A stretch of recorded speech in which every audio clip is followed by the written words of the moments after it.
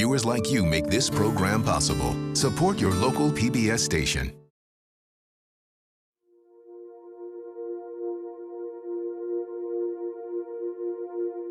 We interrupt your regular program for quite an extraordinary moment in the history of the United States. A short while ago, President Clinton's staff came to tell us that he was going to come to the Rose Garden now and make some remarks.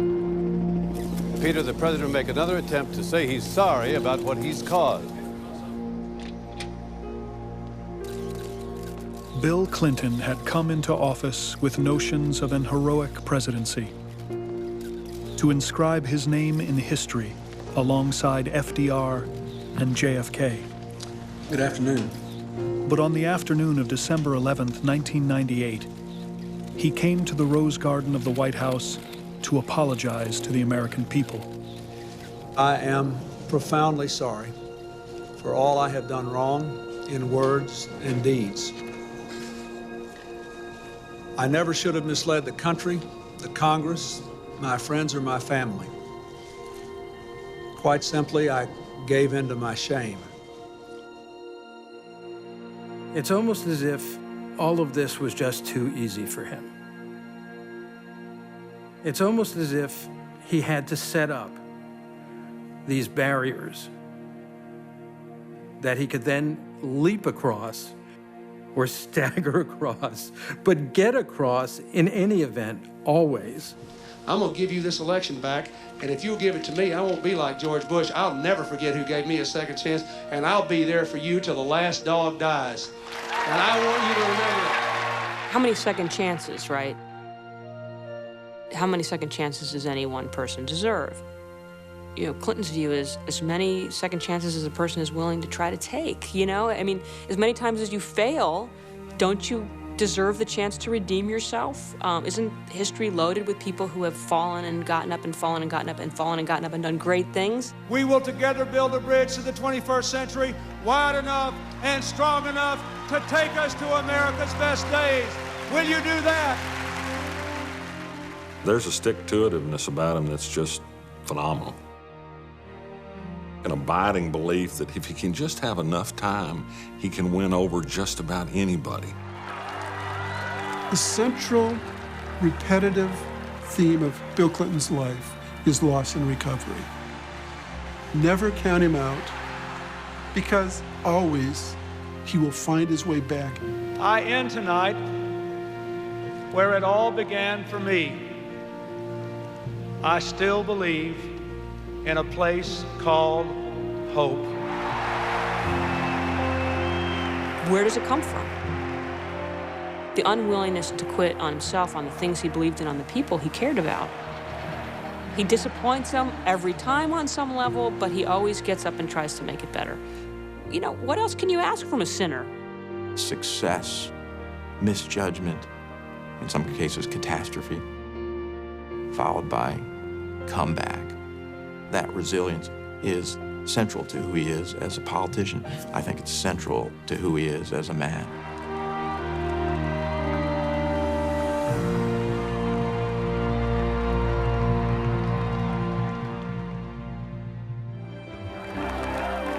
He would emerge from the political backwaters of Arkansas like a country tornado, one newspaper wrote. What's your name, Francis? A political natural unlike anyone had seen in a generation. But in the winter of 1992, as Bill Clinton began campaigning for president in New Hampshire, he was still a relative unknown, eager to win over voters and his young campaign staff.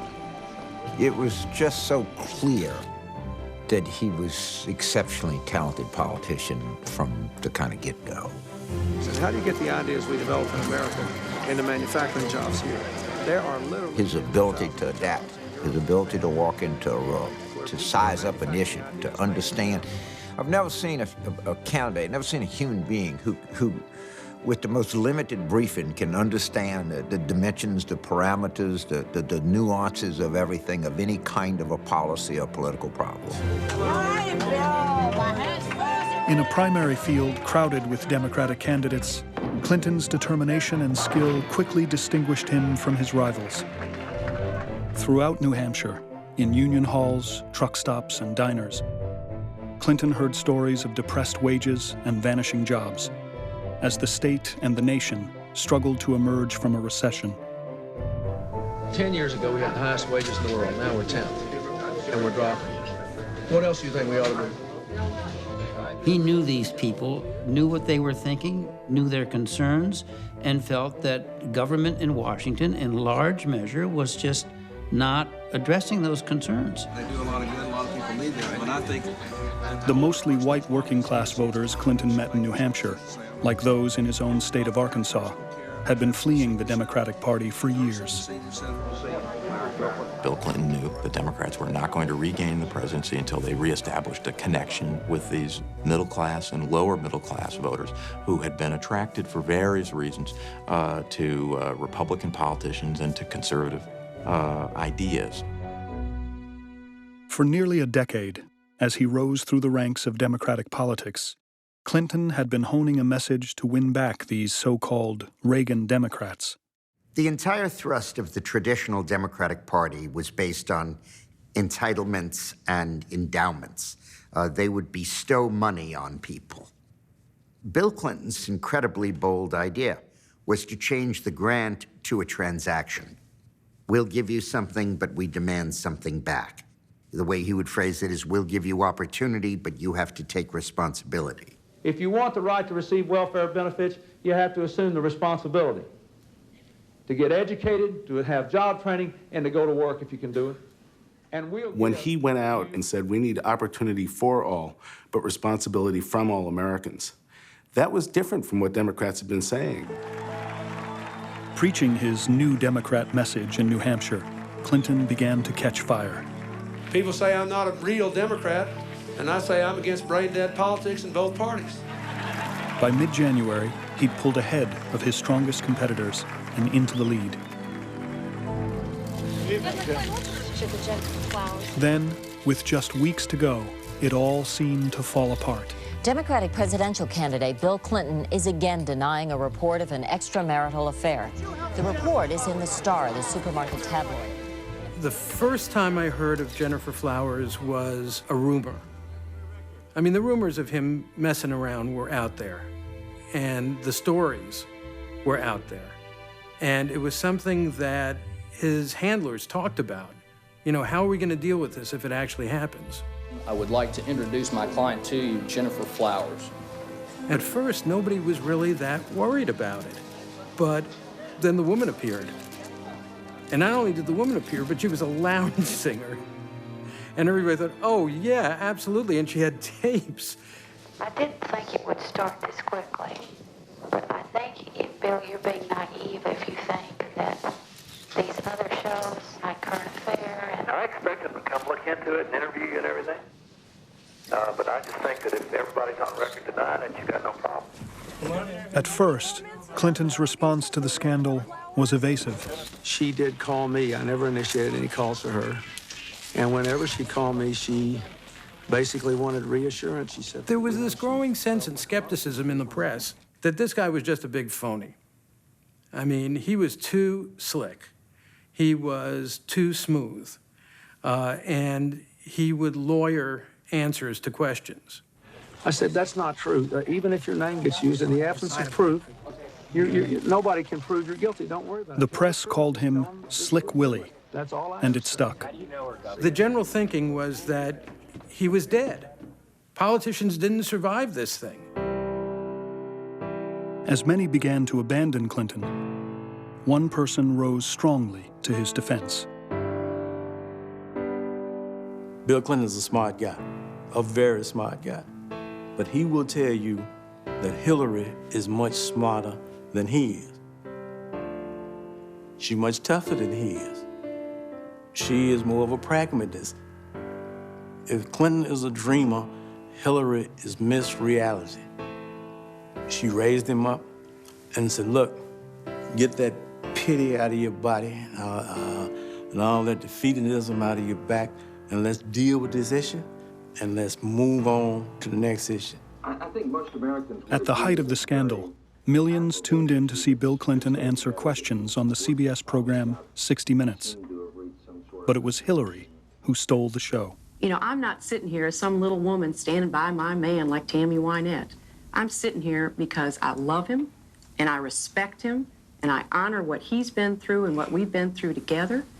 And you know, if that's not enough for people, then heck, don't vote for him. By praising him, defending him, attacking the press, she brought Clinton back from the dead. How do you think it went, Governor? You think you answered the questions? We did our best, and we feel good about it. American people are the judges now. We're going to let them judge. So you can see why he was so attached to her, because she had the power to save him.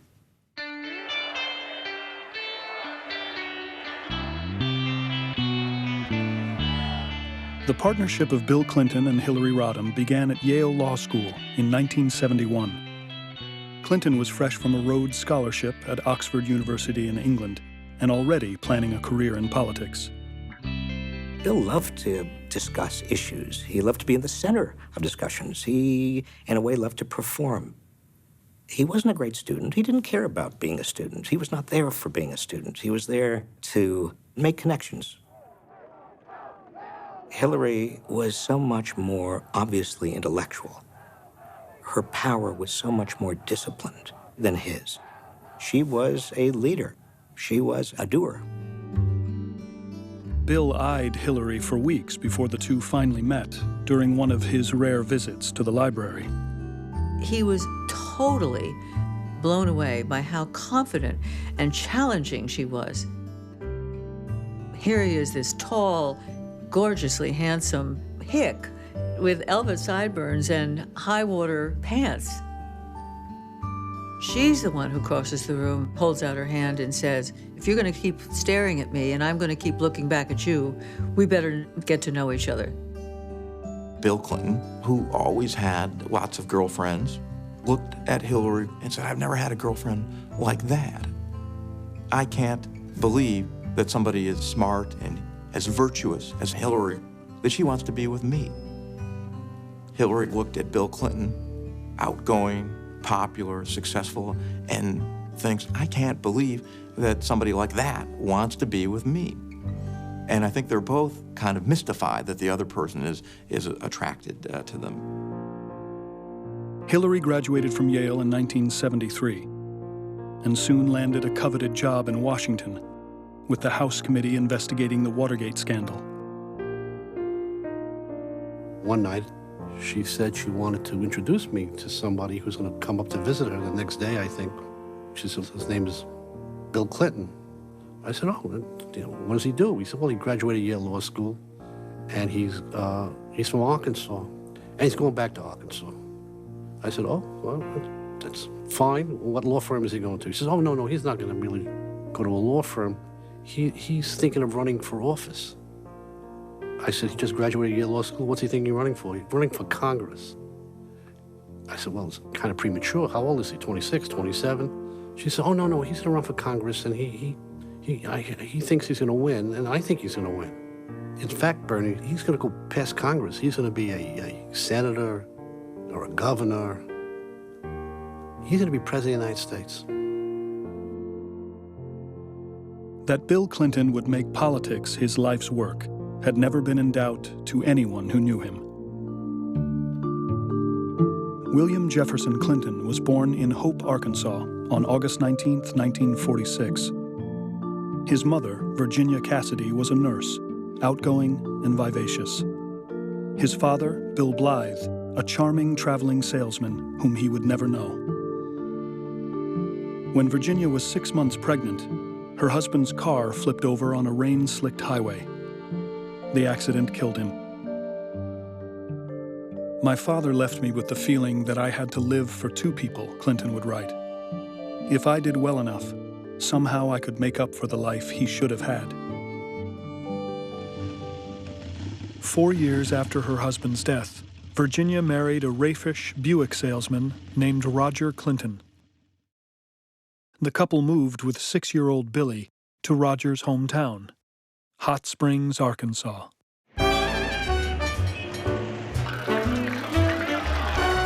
If Hope was a sleepy Baptist town, Hot Springs was the opposite. A rollicking resort, attracting people from across the country to its mineral pools and gambling parlors. Outwardly, Clinton enjoyed a happy, small-town American childhood. But inside his gabled house on Park Avenue, he was leading a far more turbulent life. His parents' relationship had deteriorated into serial affairs and screaming matches that reverberated through the thin walls. As Roger Clinton descended into alcoholism, he grew more and more violent, beating Virginia in front of Bill and young Roger Jr.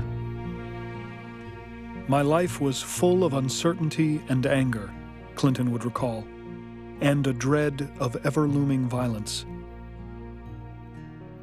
Most of his buddies had no clue. They saw Bill Clinton as a happy-go-lucky guy. They didn't see the turmoil that was raging within that family. He decided to pretend it didn't exist, to pretend that everything was all right, to go to church, you know, with his Bible under his arm and be sunny and energetic and positive and simply not accept it.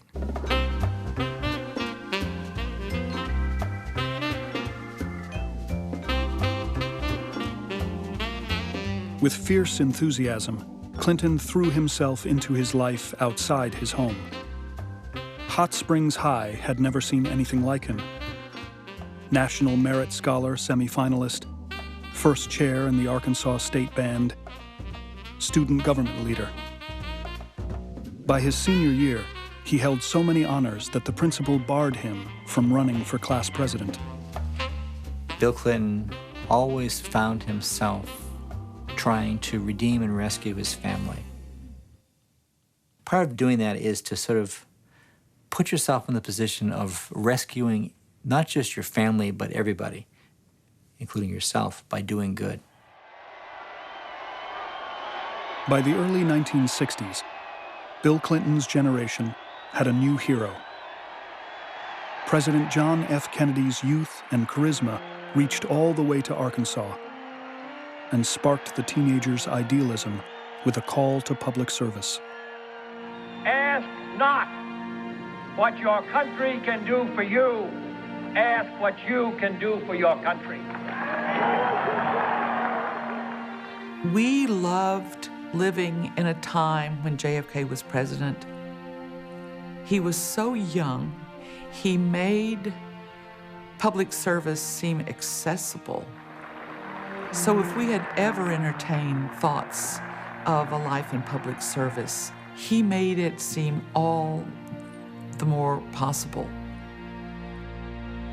In 1963, Bill Clinton traveled to Washington as a delegate to Boys Nation, a program for aspiring future leaders. During a visit to the White House, he rushed to the front of the line to shake his idol's hand. It's a moment that is just emblazoned in your mind. To have a president of the United States look you in the eye, take your hand, speak to you, the world stops. Bill said to me, "We will never forget that, will we? We will never forget that."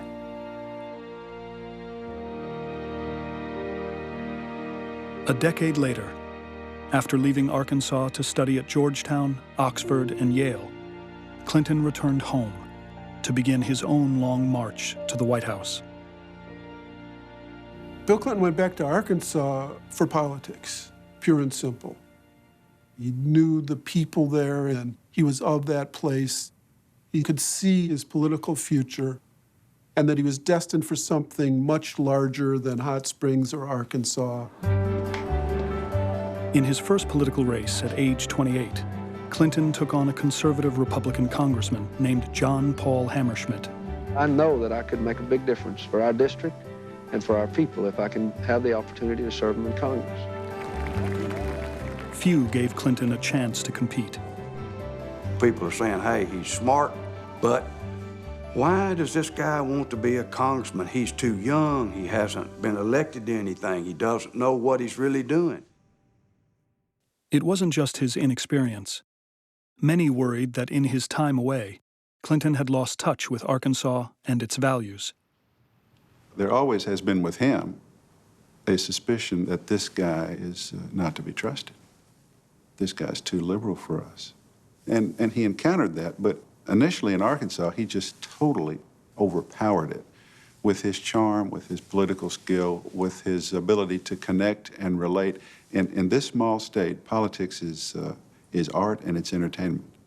And he was the best we had seen. There's a fella here been talking some about being our next congressman. He's a new man. Bill Clinton is his name. For weeks on end, Clinton drove the back roads of northwest Arkansas, sleeping on couches, waking up at dawn to catch the shift change at nearby factories. Bill Clinton's ready, he's fed up too. He's a lot like me, he's a lot like you. Bill Clinton wants... He's got an extra battery. After about 4 or 5 days, when I was ready to go home, I had all the fun I could stand. And he would just keep going. We might stop in a service station or a restaurant or whatever. He would want to meet the cooks. He would go back in the kitchen and meet everybody back there. He would not leave a place, I think, where he had not met everyone.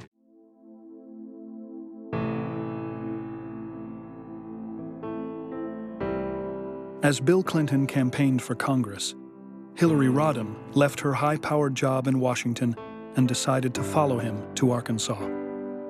She could have had lots of jobs in Washington. Instead, she elects to go not even to Little Rock, but Fayetteville, Arkansas. You know, her friends thought she was absolutely mad. He's just a country lawyer. What do you see in him? When Hillary arrived in Arkansas, a Chicago-born feminist in the Deep South, she felt unwelcomed by Bill's campaign staff. I said, look, you know, we got enough problems here as it is. She comes in here, and I said, I don't mind her being on the inside doing everything she does because she's sharp as her tack. But I said, taking her out on the road, I said, that's going to create a little bit of a question. And he said, why? I said, well, she's got outcroppings of where she grew up in Chicago, and her parents all came from Pennsylvania. I said, you know, she's never really overcome all of that to get involved with what we're doing here in Arkansas. To make matters worse, Hillary had to deal with Bill's constant womanizing. I mean, you got to understand that at one time, there was at least 25 women per day coming through there trying to find him. And I tell them he's out on the road. You know, they'd get out the door. But Lord, it was bad, bad, bad, bad, bad, bad. He draws women in, and they are literally mesmerized by this man. It was absolutely like fly to honey. And he needed that. He needed that kind of adoration. I don't think there's any question that Hillary was hurt, whether it was me or anyone else. Despite Bill's infidelities, Hillary decided to stay in Arkansas and dedicate herself to their mutual goals. A common sense of commitment to social justice, of working on improving the lives of families, of being concerned about the disenfranchised, but ultimately, all along, thinking about going to the top. There's no question that there's a sense of the possibilities being unlimited. The highest you can achieve, obviously, is to be a president and first lady. On October 11th, 1975, the couple wed in a simple ceremony in their living room. Most of the people I know who have been around the Clintons for a long time come to the conclusion that I've come to. The two of them are in love. Walter Lippmann, the great columnist, said, love endures when the lovers love not just each other, but love many things together. That, I think, is the essence of Bill and Hillary Clinton. They had a common love, which is for politics, for the game. They love it. It's their life. With Hillary firmly behind him, there was no stopping Bill Clinton. Though he narrowly lost his congressional bid, he had positioned himself as a rising star. The morning after he lost that congressional race in 1974, he was out in the town squares shaking hands again. Every Democratic figure in the state knew that he was the next big figure in Arkansas politics. 2 years later, he was easily elected Attorney General. I think the governor of this state ought to be an 2 years after that, he ran for governor, brimming with youthful confidence and ambition. I'm Bill Clinton. And one of the reasons I want to be governor is to make sure that every child in this state has a chance to go to kindergarten. Clinton won with more than 60% of the vote. I believe that if you and I together can practice what we preach about government, I know that you and I together want to do what is right for our people.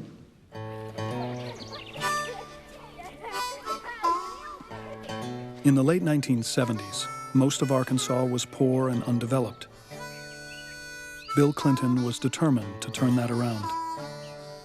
Not much had been done for 150 years in Arkansas. Spending on education, per capita income, our highway system was one of the worst in the country. So Bill Clinton comes in and he has all these ideas. He's going to transform the state at once. Feeling, as he recalled, an urgent sense to do everything, Clinton and his staff took on entrenched interests in Arkansas. Sit down, please. He created new regulations, revamped rural health care, reorganized school districts, and took on utilities. Most ambitious of all was a project to fix Arkansas roads. It was paid for by a steep hike in taxes on car licenses and was a political disaster. Every month, 1/12 of the people of Arkansas went down to the courthouse to renew their license plates for the following year, and instead of being $19, it was $36. That became extremely unpopular. And he realized that late in the election of 1980, he'd go early in the morning to a factory gate, and all these guys refused to shake his hand. And he said, "No, you raised my truck tag, and I'm not going to vote for you."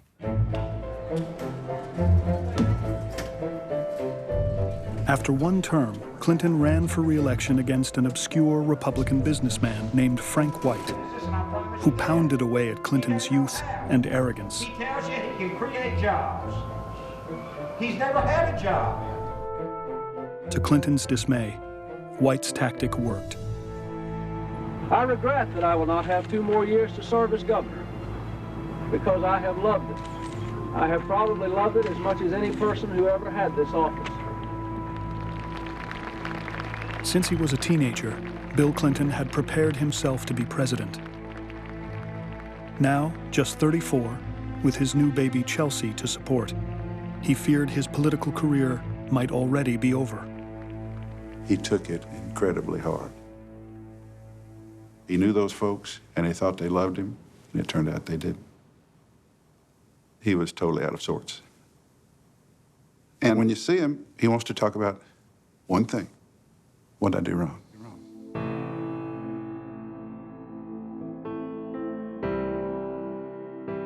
Hillary was as devastated by that defeat as Bill was, and as determined to make amends and figure out a way back. I mean, here she had devoted her life and given up a lot to go out to Arkansas for their rise together.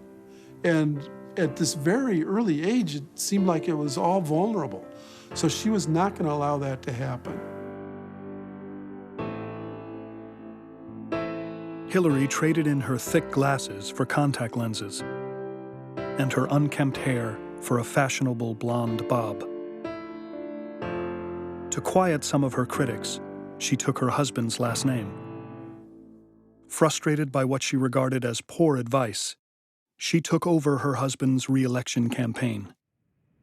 Hillary was the mastermind in that comeback. Most of his people advised him at the time, don't run again. Wait 2 years. Hillary says you can come back and you can do it again.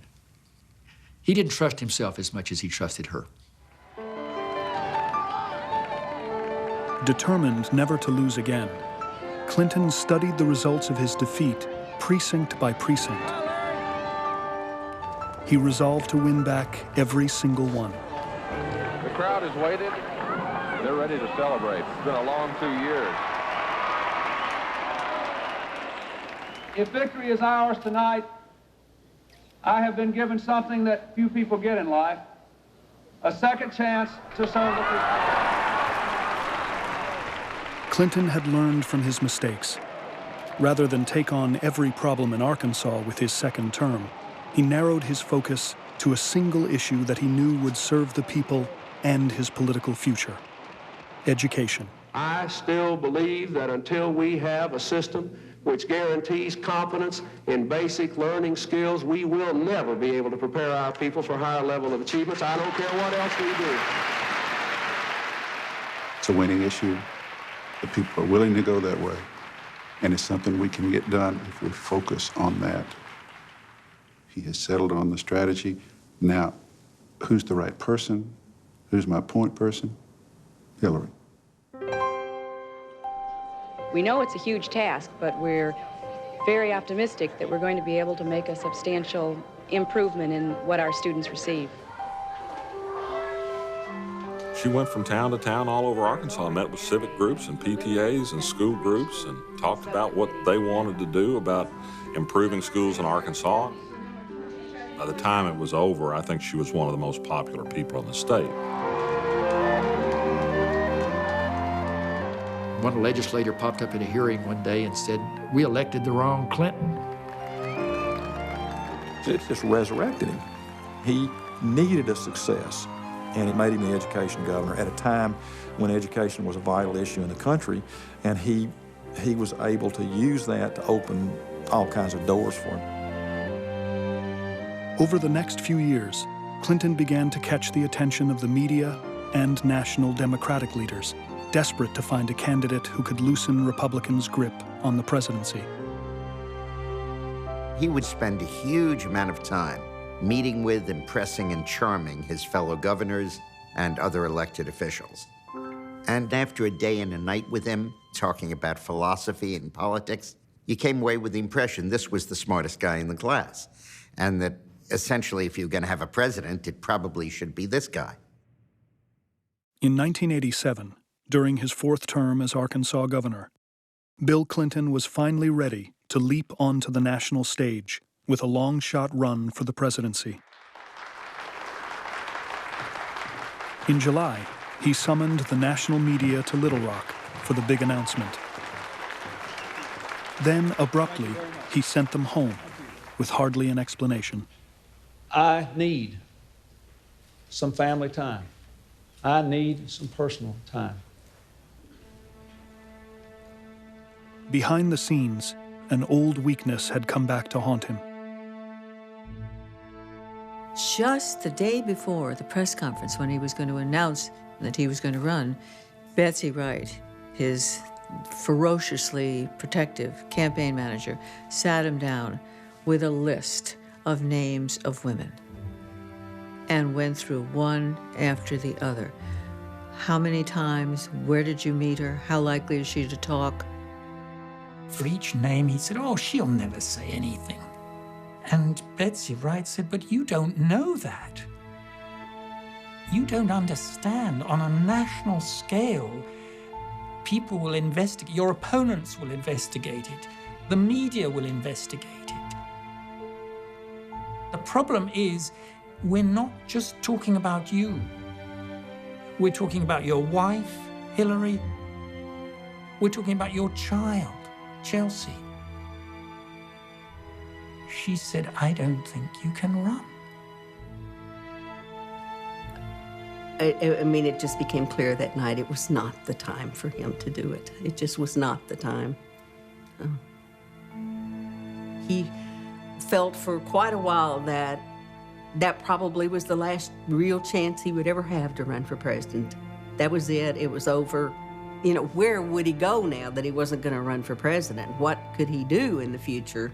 I think that over the next few months, that became a tough time for them.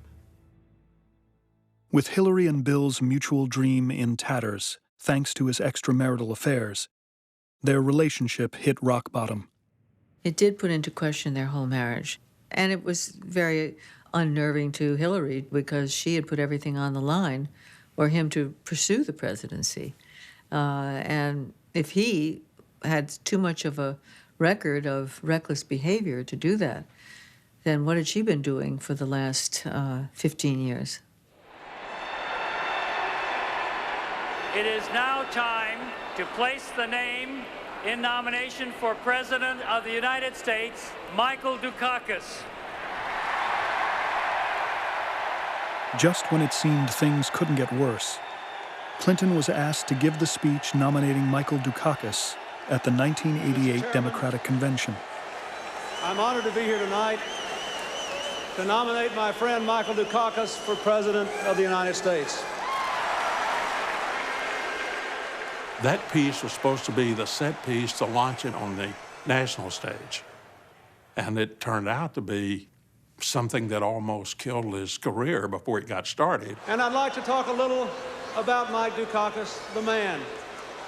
The speech was going on and on and on.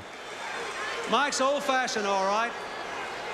He's the kind of man who plays it straight and keeps his word. The crowd was just getting restless, and we said, oh man, we dead, right? He was going by the script that the Dukakis folks has approved, and he has to carry it out. Now, I want you all to calm down so I can tell the rest of the country why they should want Mike. Of course, the famous thing was when he said, in conclusion, he got a round of applause, finally. In closing,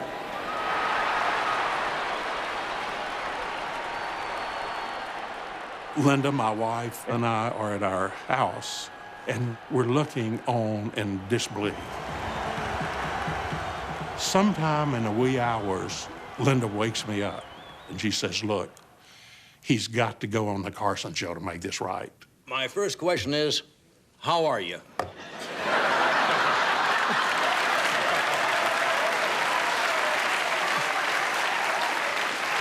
Fine. I watched the speech, and as a performer, I kind of felt for you in a way. What happened?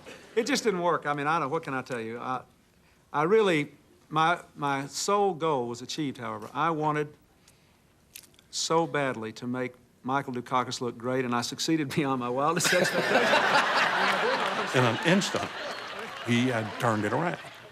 Because the next day, papers were full of good things and had kind things to say about him. And so it erased almost all of it in one day and made him more visible than he had ever been. It's tenor sax you play, right?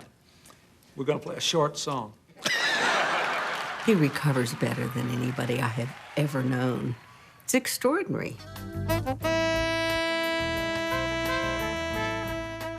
I mean, he can have horrible things crash down upon his head, but he crawls out from under it and keeps on going. Bill and Hillary Clinton were back on the map. Having faced a crossroads in their personal and political lives, they decided that whatever the costs, they would stay together and continue to pursue the goal they'd shared for 20 years, the presidency of the United States.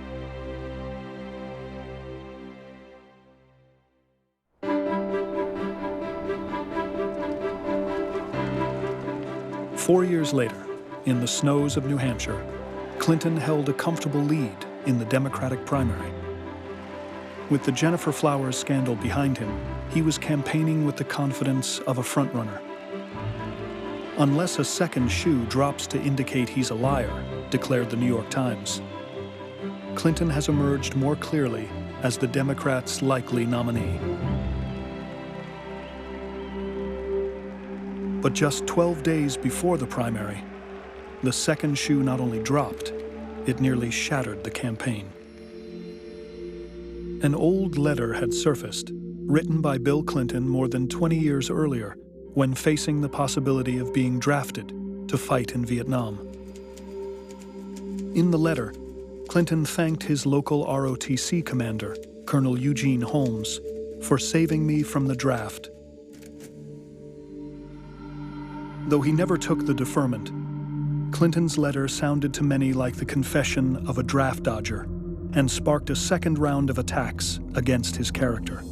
The Friday story in the Wall Street Journal appears about the ROTC and Colonel Holmes, and the polling numbers just started collapsing.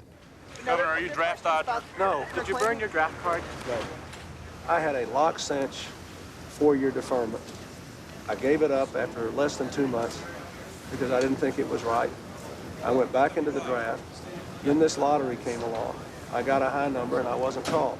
I could not. Stan Greenberg, our pollster, came in and said, the bottom's falling out. You know, we dropped 18 points in a weekend and we didn't have that many points to start with. Of course I've had some problems in the polls. All I've been asked about by the press are a woman I didn't sleep with and a draft I didn't dodge. I think a lot of us thought, you know, this is over. But, no, I mean, Clinton, he never flinched. You know, he willed himself back into that race. For the next week, Clinton campaigned 20 hours a day, pushing himself to the limits of his endurance. We have to reject the political philosophy that gripped this country in the 1980s. With only days left, his voice ragged, Clinton spoke at an Elks Lodge in Dover, New Hampshire. These were Yankees who had been really beaten down by the loss of manufacturing jobs in that part of the country, and they didn't seem to have other opportunities. I'll tell you something. I'm going to give you this election back, and if you'll give it to me, I won't be like George Bush. I'll never forget who gave me a second chance, and I'll be there for you till the last dog dies. And I want you to remember. I'll be there for you till the last dog dies. And we knew we'd seen one of those astonishing political performances. I don't promise you a miracle, I promise you a movement. Let's take our country back and see this country win again. Thank you very much, and God bless you. How many second chances, right? How many second chances does any one person deserve? Clinton's view is as many second chances as a person is willing to try to take, you know? I mean, as many times as you fail, don't you deserve the chance to redeem yourself? Isn't history loaded with people who have fallen and gotten up and fallen and gotten up and fallen and gotten up and done great things? And who, you know, who's to say? Thank you. I need you tomorrow. Thanks. On February 18th, the voters of New Hampshire went to the polls. Despite the 1-2 punch of Jennifer Flowers and the draft, Clinton finished a strong second behind former Massachusetts Senator Paul Tsongas. Let me say that while the evening is young, and we don't know yet what the final tally will be, I think we know enough to say with some certainty that New Hampshire tonight has made Bill Clinton the comeback kid.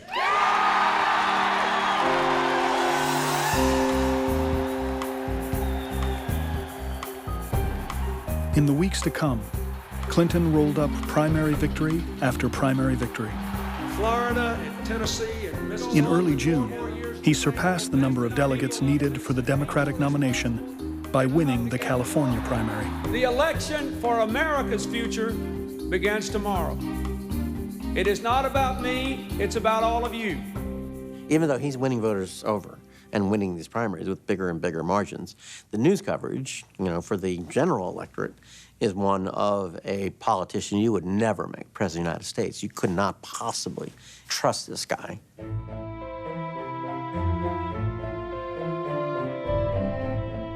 The polls would ask the question whether he has the honesty and character to be president. The numbers got worse and worse and worse. Now we reached a point where we said, we can't just allow that to be the narrative, the route to the convention. Let's restore the sense of trust.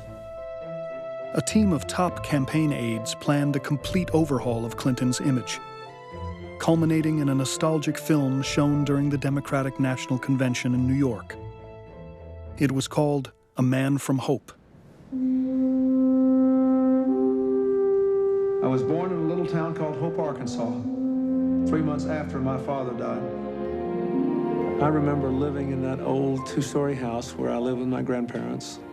The film, I think, brought people back, okay, here's who this guy is, here's what we're really about, and we really have a strong candidate.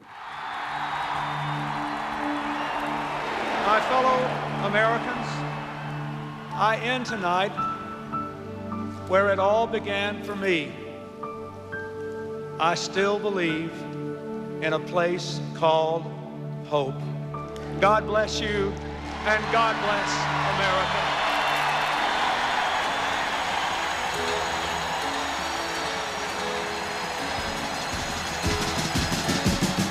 With a rock anthem from the 1970s as the campaign theme song, Clinton staffers positioned their candidate as the young, dynamic face of a new generation.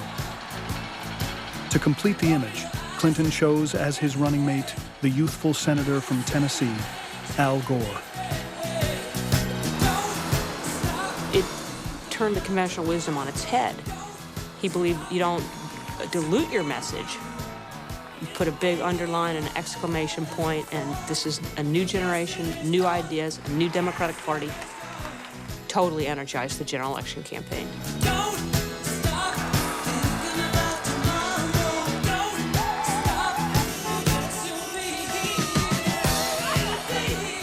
Heading into the fall, Clinton had surged ahead of President George H.W. Bush and third-party candidate Ross Perot. With the economy still faltering, Clinton had found his issue and his voice. The crowd that's running Washington today has had 12 years to test their economic theory, and it's failed. The decisive event came in mid-October, at the second presidential debate in Richmond, Virginia, when Clinton turned a question from the audience into a defining political moment. A woman stood up and asked a question that was on a lot of people's minds. How has the national debt personally affected each of your lives? And if it hasn't, how can you honestly find a cure for the economic problems of the common people if you have no experience in what's ailing them? And President Bush said, I don't get it. I don't get the question. Are you suggesting that if somebody has means, that the national debt doesn't affect them?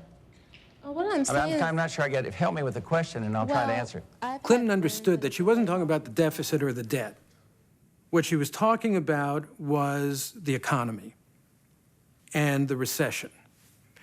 And the body language was absolutely crucial at that point. He took 2 steps toward her. Tell me how it's affected you again. You know people who've lost their jobs and lost their homes? Well, I'll tell you how it's affected me. I see people in my state, middle-class people, their taxes have gone up in Washington and their services have gone down, while the wealthy have gotten tax cuts. I have seen what's happened in this last 4 years when, in my state, when people lose their jobs, there's a good chance I'll know them by their names. That was giving the American public precisely what they wanted at that And I've point. been out here for 13 months. They had this brilliant foreign policy president. What they needed was someone who cared about them and who was as scared about the economy as they were. And in that moment, he encapsulated that. What I think we have to do is invest in American jobs, American education, control American He was on his healthcare way to costs, winning. and bring the American people together. But that was the deal closer. He closed the deal.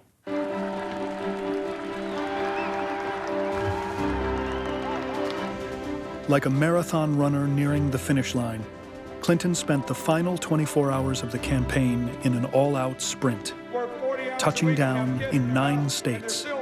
His voice gone, he could only wave at adoring crowds. Sometime during the course of this half hour, the man who liked to call himself the comeback kid, Bill Clinton of a town called Hope in Arkansas, will be projected the winner of the presidential candidacy of 1992.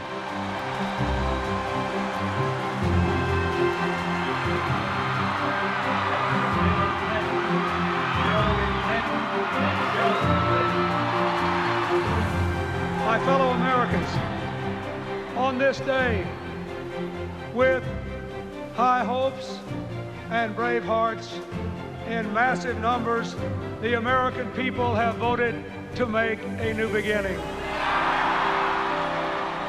There was this joy and buoyancy. He had so much promise about him. Those of us who believed in Bill Clinton, and I did, had a sense of, wow, this is going to be really, really good for the country. After 20 years of thrilling highs and gut-wrenching falls, Bill and Hillary had at last achieved their highest goal. But if they had won the presidency, the Clintons had yet to win over the country. And in this moment of triumph, few could imagine the turmoil that lay ahead. He got 43% of the vote, but none of us thought about that. To us, it felt like a landslide. Clinton believed in a strong government. He wanted to be a big president.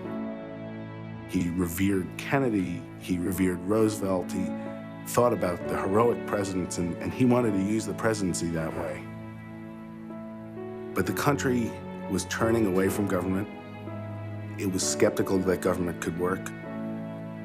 And there were these roiling undercurrents of anger that we knew were there, but we didn't realize how they could quickly consume even us.